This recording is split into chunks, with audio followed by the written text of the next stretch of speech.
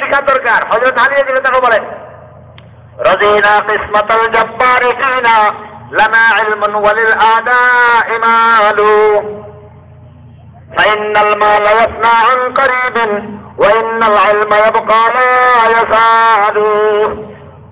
হযরত আলী বলেন, আল্লাহ পাক যে ভাগ্য রাখছে, ভাগ্যটাকে বন্টন করছে, এর উপর আমরা রাজি। আল্লাহর তকদিরের উপর আমরা রাজি। আমাদের ভাগ্য রাখছে ইলম, আর দুশমনদের ভাগ্য রাখছে মাল। ফাইনাল মালা লা ইয়াফনা আন করিবিন, মাল তো ধ্বংস হয়ে যাবে। ওয়া ইন্নাল ইলমা ইয়াবকা লা ইয়াসালু, আর ইলমে যেমন জিনিস ধ্বংস হবে না, ইলমে মানুষকে জান্নাত পর্যন্ত পৌঁছাইয়া দেবে। অর্থাৎ ইলমে রাস্তা দেখাবে, বলে দিবে। যদি বান্দা মানে তাহলে পৌঁছে যাবে সেখানে। যেমন কবি বলেন, বেরাও দামানে ইলমে গিরস্তুয়ার কে ইলমাত রাসানাত বাদারুল করার। ইলমের দামানকে তুমি মজবুত করিয়া ধরো। ইলমের দামানকে মজবুত করিয়া ধরলে কি হবে? ইলমে তোমাকে জান্নাতুল ফেরদাউসে পৌঁছাইয়া দিবে। মায়া মুজাজিদ ইলমে গরাকলি কবে ইলমে বুদান বুদ গাফিলি।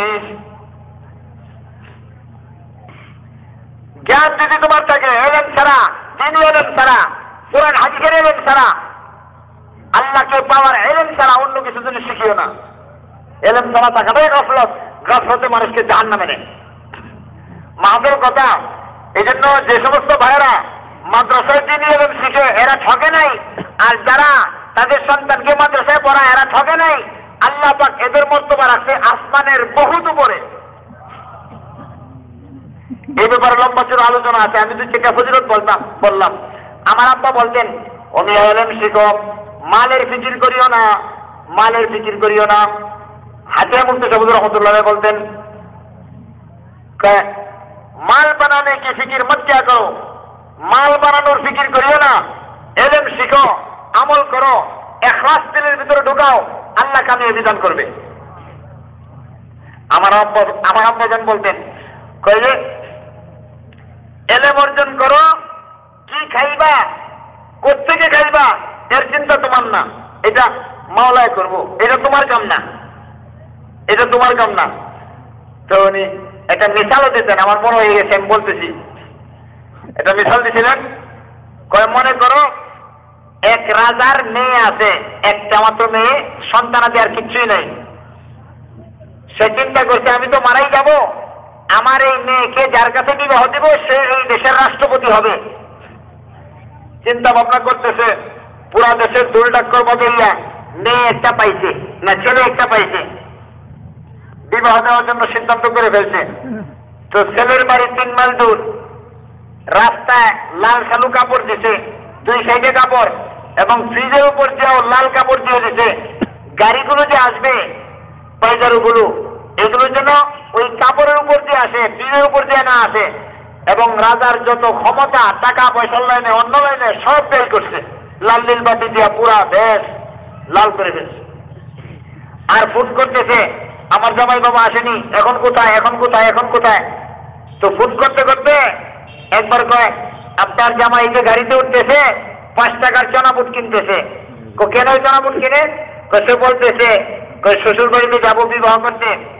শ্বশুর বাড়িতে এখনো হয় নাই, বিবাহ করতে যাব, ওখানে ঝামেলা থাকবে, খাওয়া দাওয়া কোন সময় দেয় না দেয়, এটা তো মুশকিল।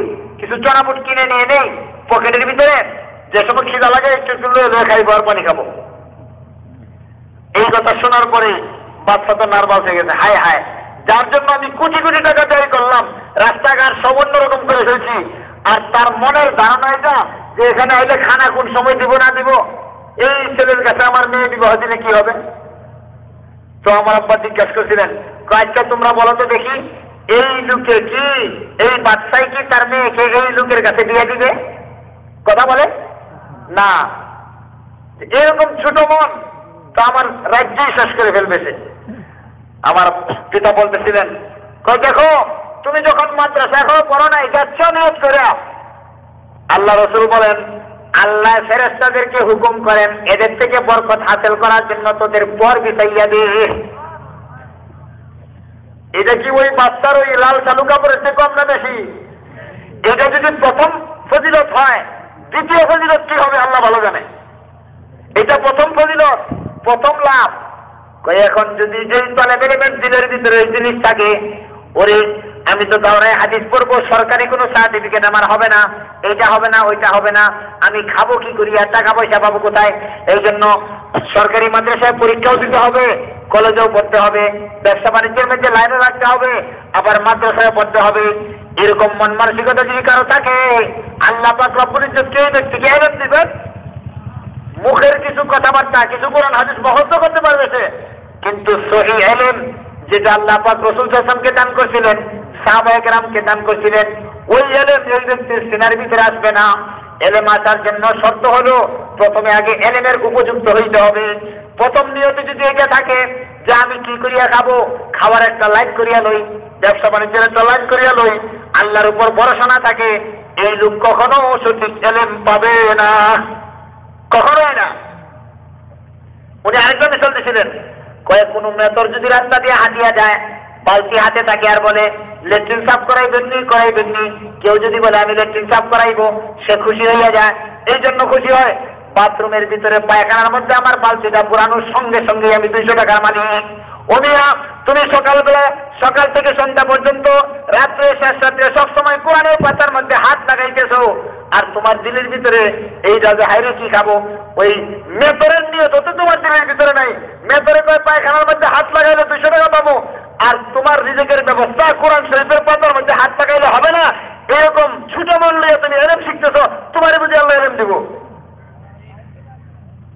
মুহতারাম দোস্তর বুজুর্গ, যে সমস্ত অভিভাবকরা এই চিন্তা ভাবনা করেন আমার ছেলেকে কওমি মাদ্রাসায় পড়াইয়া, এই মাদ্রাসায় পড়াইয়া লাভ কি হবে, খাবে কি করে, আমি এই কথা বলি যে খাবে কত,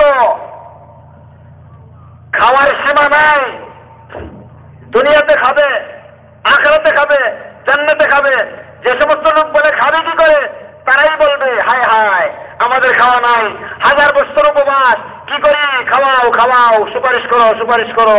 এই দিনটা বেশি দূরে না। মর্দ মারা সর্ব সর্দার খাবেদা, গাছে বেদা রাখে উরফ দজদাহা। মর্দ মারা সর্ব সর্দার খাবেদা, গাছে বেদা রাখে উরফ দজদাহা।